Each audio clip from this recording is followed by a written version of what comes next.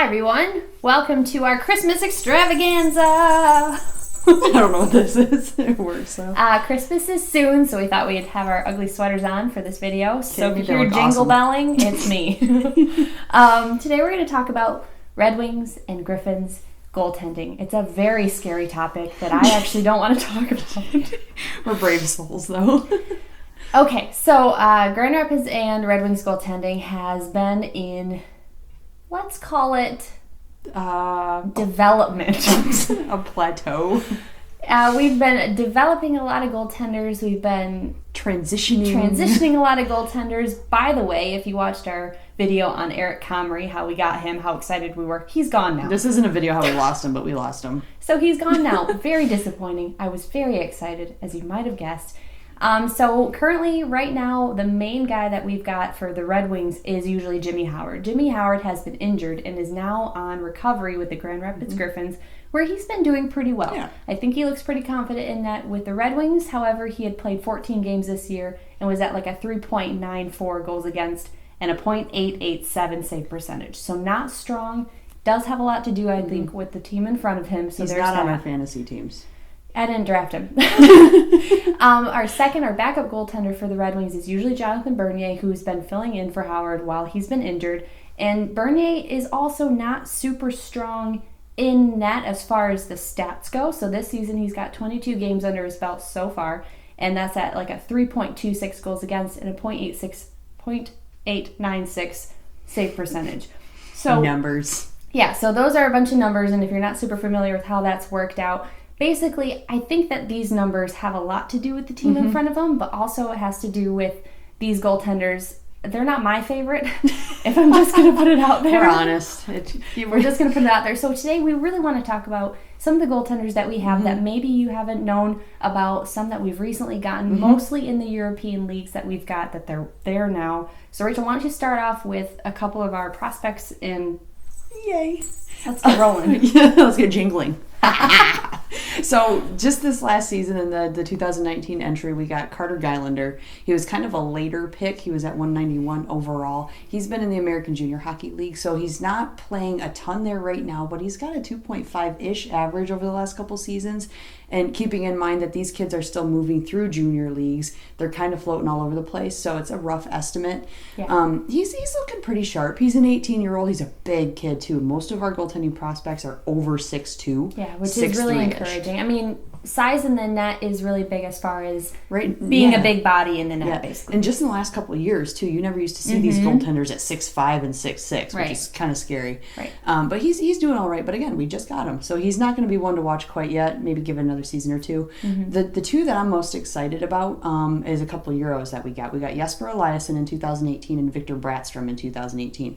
The one I'm most pumped for would be Brattstrom. He's 22 years old. He was picked at the very tail end of his eligibility, so there was a little question as to whether was he too old to develop. Right. He's been tearing up the Swedish league. He's been doing really well, and he's playing with these elite teams that are adults. Right. Granted, the European leagues, they are a little bit slower just because of the ice size, and we've touched on that before. But he shows a lot of promise. He averages about a 2.43. He had a stint with Allsvenskan. I can't say it. Swedish. Brave. Don't judge me. He actually had a 1.96. During his tenure there, and he's playing full seasons, not just partial seasons with them. You might be wondering, why aren't you talking about Phillip Larsen? Do you remember when you guys were so excited about Phillip Larsen? Yeah, I remember when we were really excited. Thanks for bringing it up. About Phillip Larsen. So Phillip Larsen, he was with the Grand Rapids Griffins. We were not, I'm guessing the coaching staff was not seeing a lot of growth. In 7 games played, he had a 4.01. He rarely won. That's goals against average. And then he's been with Toledo. So we basically did this goalie swap. So we were having Calvin Pickard backed up by Phillip Larsen. So there was that veteran leadership. Yep. And then Calvin Pickard had to go up to the Red Wings to back up Jonathan Bernier for this period of time. So then Nagle was in net, backed up by Phillip Larsen. Phillip Larsen was sent down. Nagle's in net with Pickard now. Yep. And they've got Caden Fulcher starting in Toledo, and Larson is backing him up. So basically, there's a lot of... I think Larson needs a lot of growth, is what I'm getting at. He needs a lot of growth. Yeah, a push. Well, and we knew that coming into the season. He's got a ton of promise, and we've heard it before, where it's really kind of sad where you see all this promise in the first year. That's such a huge year for anyone in development. You've got to come out of the gate so hard, and it seems like because he didn't take it seriously enough. He could have all these other guys. Exactly. And like right now, one name that has kind of slipped everyone's attention is Petruzzelli. I was going to say that, yeah. He's one that we picked him up, let me see my notes, I'm cheating, 2017. So he's been kind of quietly developing really well at Quinnipiac University. Now, he's only splitting seasons there. In the last 3 seasons, he's been doing partial seasons. So averaging 16 games, the average NCAA season is about 32 to 35 games regular season. So it's very different.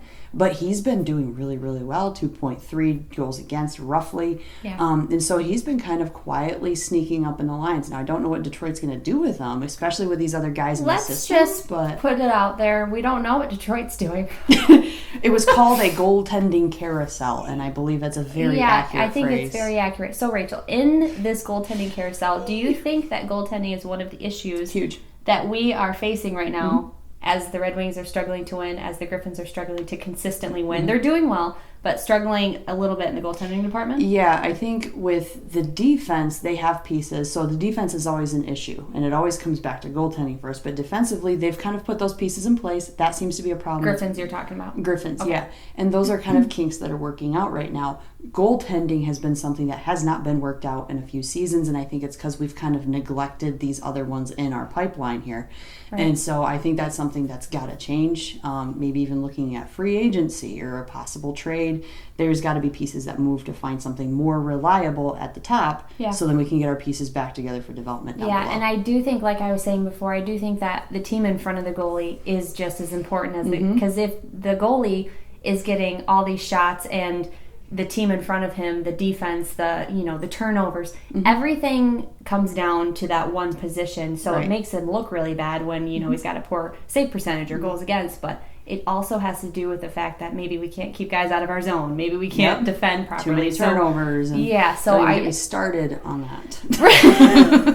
So what do they need to do? Rachel touched on it a little bit. We think that it would be helpful to get some of these guys that we've been gleaning, and of course we don't know too much of the back end as far as the contracts or the logistics. Exactly. So why we can't do these things, but maybe that would help. I think getting a goalie from another, because like we did with Comrie, I think that was the right step. So if we can find someone else that we can hold on to, I think that would be very good. Because Comrie is great. It came at a cost for us. Yes. So basically, we're looking at it now. We let him go on waivers, and we lost Saariarvi, so one of our developing defensemen. Right, and then we didn't even get who we tried to get. We didn't win. We lost it both ways. Right. So and again, there's a lot behind this stuff. So we're just kind of talking, but. At the same it's frustrating time, talking. At the same time, I think that getting our goaltending system in place and getting these developing goaltenders in a nice upward motion to the NHL is going to really help this team propel forward in this development. That's just a huge part that has consistently been neglected. Right. So that's what we think. Yes. A couple goalies we didn't mention yet was Pat Nagle. Well, we mentioned him a little bit. So he's right now with the Griffins. He's backing up Howard. Yes. It's just there's been so many It changes so much. So he's been backing up Howard. He's a solid goaltender. Yeah. Pat Nagle, he's great, so look him up. The man knows. Yeah. So that's one guy that we didn't mention too in-depthly, but let us know in the comments what you think about the goaltending. If you've heard of these prospect names before, let us know. Let us know who you're excited for. If you haven't, look up film on them, especially the Euros. Yes. The game's different there, so it gives you a different perspective. Right. I hope you enjoyed our ugly sweaters, and I hope you have a Merry Christmas. Yeah. Bye, guys.